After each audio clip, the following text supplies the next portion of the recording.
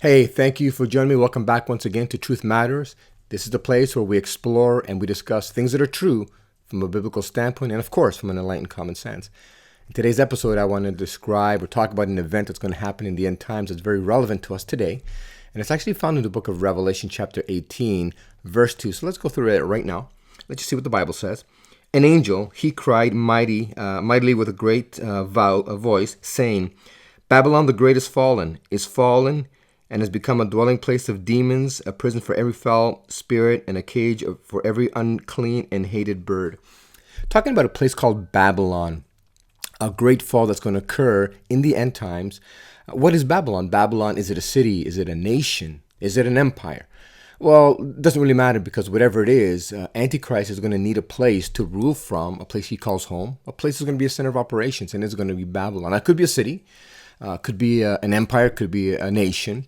But today I want to talk about Babylon as a system.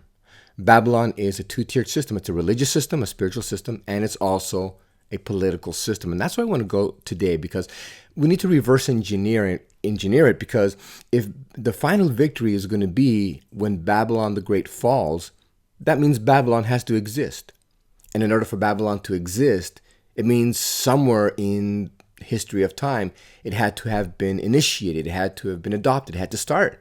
So Babylon had to have started sometime in history in order for it to exist so that it can fall in the future. And so the question is, when does the rise of modern Babylon begin? And that's a question I'm going to answer probably next week, because this is going to be a two-part series. But I want to really dwell on historical Babylon. Like, where does Babylon come from? Like, sure, we see in the book of Revelation, but where in the Bible does it talk about Babylon?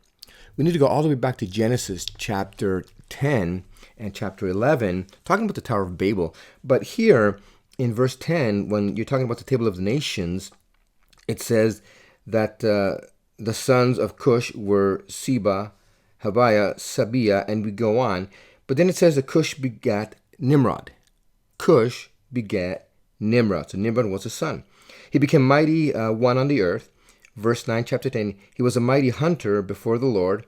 Therefore, it is said, like Nimrod, the mighty hunter before the Lord. In verse 10, and the beginning of his kingdom was Babel, Erech, and other places, but Babel. So Babel was his first place where he ruled. And in chapter 11, it talks about the Tower of Babel. Now the whole earth was with one language and one accord, one speech. And it came to pass, as they journeyed throughout the east, that they found a plain in the land of Shinar, and they dwelt there. And they said to one another, Come, let us make bricks and bake them thoroughly. And they had bricks for stone, and they had asphalt for mortar. And they said, Come, let us build for ourselves a city, and a tower whose top is in the heavens. Let us make a name for ourselves, lest we be scattered abroad over the face of the whole earth.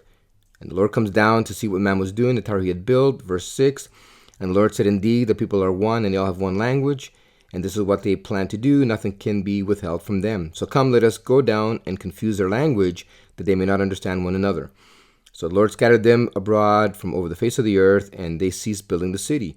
Therefore its name is called Babel, because there the Lord confused the language of the earth, and from there the Lord scattered them abroad over the face of the earth. So God had said in Genesis 1:28, be blessed and multiply, subdue and take dominion. His purpose was for them to multiply and to replenish the earth, to go all over the earth. And as Adam and Eve they were born perfect, as they had perfect children of light, they would go all over the earth, and light would cover the earth and would expel, and they would extinguish all the darkness, because the devil had been cast out of heaven, lands on earth, because we see him in the Garden of Eden.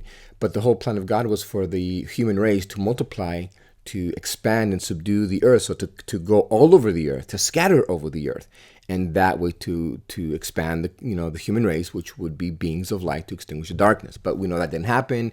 Man sins, and darkness now covers the face of the earth instead. But the plan was for man to multiply and to scatter over the earth. Well, here they said, let us make a name for ourselves. Not a name for the Lord, a name for ourselves. We're not going to scatter. We're not going to go through all the earth. Let's stay right here where we like it. Let's build a tower. Let's build a city, and a tower that reaches the heavens. And that really says we want to have our own, because it's talking about worship of angels. Let's have our own system of worship. We don't want to worship God. We don't want to go all over the earth. We want to do what we want to do. And so Nimrod begins the Tower of Babel, and the system here, and he's the military dictator. He becomes the military dictator. He becomes the government. He becomes the one that's in charge, because it says in Genesis chapter 10 that that's one of his kingdoms was there in Babel. And so here he begins his military conquest. So he is now the ruler of Babylon. And then also he sets up a priesthood. Remember, they want to worship, right? They want their own style of worship. So he becomes the chief priest. Not only is he the king and the ruler, he's now the chief priest. He's the governmental leader of Babel, and he's the spiritual religious leader of Babel. Okay. Then he gets married to a woman named Semiramis, and changes his name to Marduk, and she changes her name to Astarte, and they deify themselves. They say that they're gods. Not only do they control the worship, they're gods and they need to be worshipped. Okay, time goes by, Nimrod dies, and then Semiramis conceives and gives birth to a baby boy, a male child, and she says, hey, this is Nimrod, he's reincarnated, so even though he's dead, he's now alive in this baby child. And so now this whole image of the virgin mother with the child in arms becomes so ingrained in the minds of men, it now takes place or takes precedence all over the world. It becomes so ingrained in human culture that, as a matter of fact, all false religions trace back to Babylon. Okay, so Nimrod dies. Tammuz, the child, is the reincarnate of Nimrod, and so this whole now Semiramis is still receiving worship as a deified god. Now she's got the baby in arms. So now this whole image of mother with baby in arms, the mother god and baby god in arms, now becomes so entrenched that now the Germans pick it up, Scandinavians pick it up, Egyptians pick it up, Iris and the mother, Horus the child, and all these nations and these cultures receive the Scandinavian, the India also take the mother and child, and even Rome gets involved and takes that as well. And so, the Bible talks about the Queen of Heaven, and that's Semiramis. And so that's where Babylon begins, right there.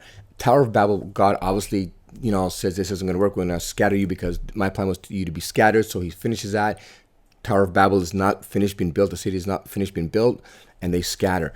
But Babel is the root of Babylon of that time. So the Tower of Babel and Babel becomes the origin of the city of Babylon in ancient times, which in the future will be the new Babylon. So that is where Babylon comes from. And it's important. It has many characteristics of old Babylon are going to be found in the new Babylonian system that in the end is going to fall. So the question is, when does this begin? When is the rise of modern day Babylon? When does Babylon begin? Because when it begins, antichrist can come in and take right over and run with it.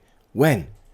Come back next week for the next session, and we'll find out when the rise of modern Babylon begins, or will begin.